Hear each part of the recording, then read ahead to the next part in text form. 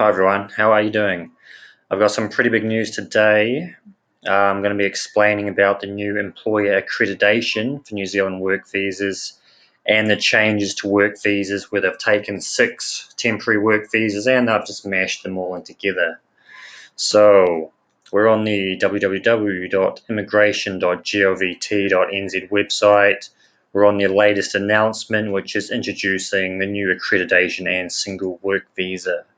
So the big announcement is from 1st of November 2021, employers will need to be accredited to employ migrants. So if you're not in New Zealand and you're looking to get a job in New Zealand, if you want to find an employer to hire you, they'll need to be accredited. And if you're currently in New Zealand, if you're working for a company, if you want to renew your work visa, your employer will also need to be accredited. But this isn't as big a deal as people think. I think a lot of people have been panicking about employers not being accredited or not being able to get accredited. It's not that big a deal because in most cases the employer will be getting accredited because they'll be under a lot of pressure from the migrant workers to get accredited. And they'll also be under pressure from immigration advisors who want them to get accredited, and just a lot of people will be putting pressure on the employers to get accredited.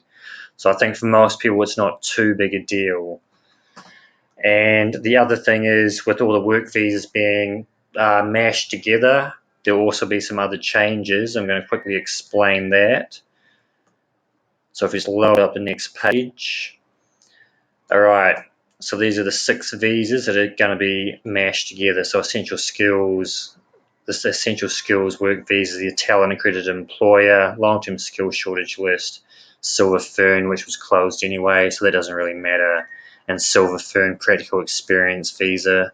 These visas don't really matter anyway, but the rest of them are all being mashed into one new visa, and there'll be 3 checks. The employer check, which just means they need to be accredited.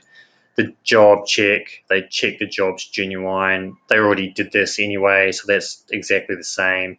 The migrant worker check, so they check the workers for their, their skills, their qualifications, their health, their character.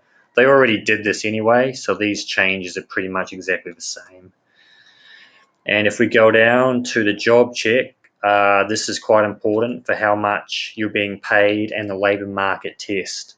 So to get an essential skills work visa, you need to be able to pass the labour market test in most cases, where the employer would need to advertise and try and hire New Zealanders first. Now, there's been a few changes to that. So we have a look here. If you have a job paying 200% of the median wage, which is currently $25.50, the median wage is currently $25.50 or higher. So if you're getting $51 or higher, which most people aren't, you do not need to do a labour market test. But for most people, that won't apply. However, if you're working in the regions, which just means outside of the main city, so if you're not in Auckland or Wellington or somewhere like that, if you're not in a big city, you only need to be paid median wage, $25.50, and you do not need to do a labour market test, which is excellent. So anyone who's not working in a big city, if you're getting paid median wage, so $25.50 or higher, you won't need a labour market test, which is excellent. And if you're in a city, your job will need to be on a skill shortage list, and you'll need to get paid at or above median wage, and you don't need a labour market test. So that's actually pretty helpful. And if we go down, when to apply for accreditation, well, employers will be able to apply for accreditation from late September, and that's ahead of the 1st November 2021 introduction date. So overall, the main changes are that the employer will need to get accreditation, but most of them will be doing that anyway, so it's not really a big deal to worry about too much. And the other big change is the labour market test.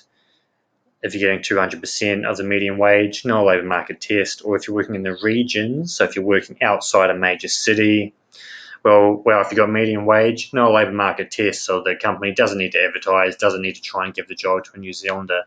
So that's actually very excellent for people who are not working in a main city.